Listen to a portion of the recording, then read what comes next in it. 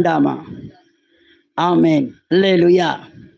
சங்கீதத்தை நீ எப்படி வாசிக்கிற என்கிற கோணம் உனக்கு தெரியணும். நீ எப்படி பார்க்கிற என்கிற கோணம் உனக்கு தெரியணும். தூங்கி தூங்கி பைபிளை கீழே போட தெரியுதே தவிர அந்த பைபிளை வாசிக்க தெரியுதா உனக்கு? அல்லேலூயா. நீங்க யாரும் கீழே போடலை, இங்க ஒருத்தன் தூங்கி கீழே போட்டுட்டான். அல்லேலூயா.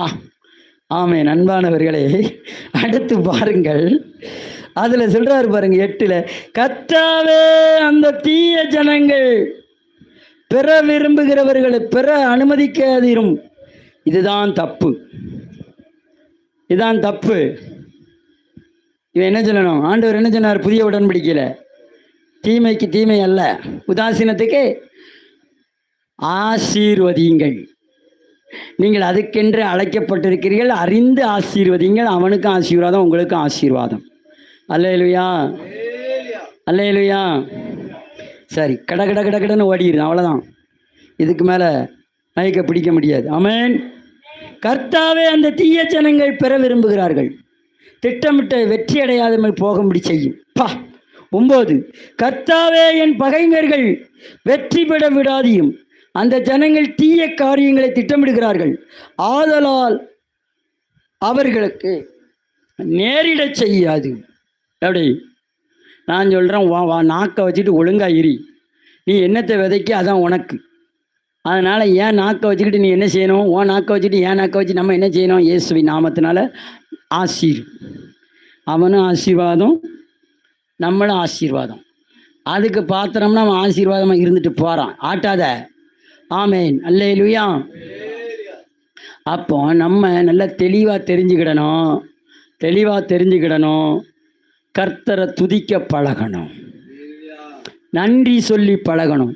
தொடர்ந்து சங்கீதத்தில் கர்த்தர் பாஸ்டர்மா மூலம் பேசிகிட்டே இருந்தார், துதி துதி துதி துதின்னு. இன்னைக்கு நான் பார்த்தேன், நேற்று பாஸ்டர்மா சொன்னாங்க, சங்கீதத்தை நீங்கள் எடுக்கீங்களாண்ணா? சரி அம்மா, சங்கீதத்தை நான் எடுக்கேன்னு. நான் இன்னைக்கு செய்தி எடுக்கேன்னு. சரி, ரைட். நான் கேட்டேன், செய்தியை நீ எடு, நான் சங்கீதத்தை எடுக்கேன். அல்லேலூயா. மாற்றிக்கிட்டோம். ஆவியானவருக்கு நன்றி. அப்போ துதித்தலை தான் தேவன் நம்மிடத்தில் எதிர்பார்க்கிறார். சொல்லுங்க,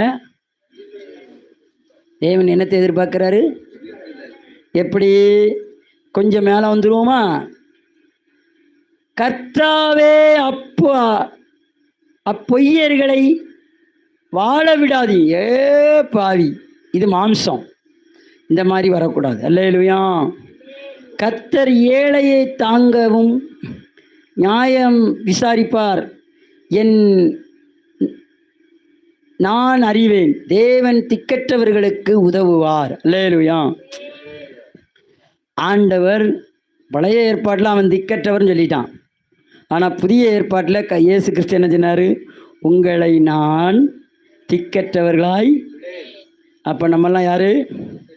திக்கற்றவர் கிடையாது. நமக்கு ஒரு பெரிய கூட்டம் இருக்குது, பரலோகத்தில் ஒரு கூட்டம் இருக்குது. உனக்கு ஆள் இல்லை நீ நினச்சிக்கிட்டு இருக்க, இல்லை, உனக்கு ஆள் இருக்குது. கர்த்தர் இயேசு கிறிஸ்து சொன்னார், விளையாடாத, திக்கற்றவராய் உன்னை விடேன்.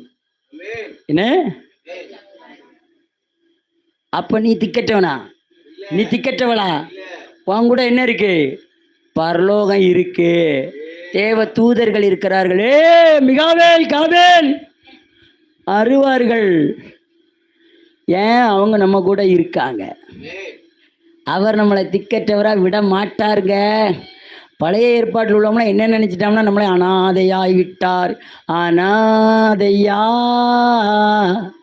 ஆனால் இயேசு சொன்னா, நீ அனாதை இல்லை, நீ அனாதை இல்லை, உன்னை நான் திக்கற்றவனாய் விடேன். நீ யாருன்னா அனாதை இல்லை, உனக்கு உதவி செய்ய, சகாயம் செய்ய தீவிரிச்சு நான் இருக்கேன். பரலோகம் இருக்கு.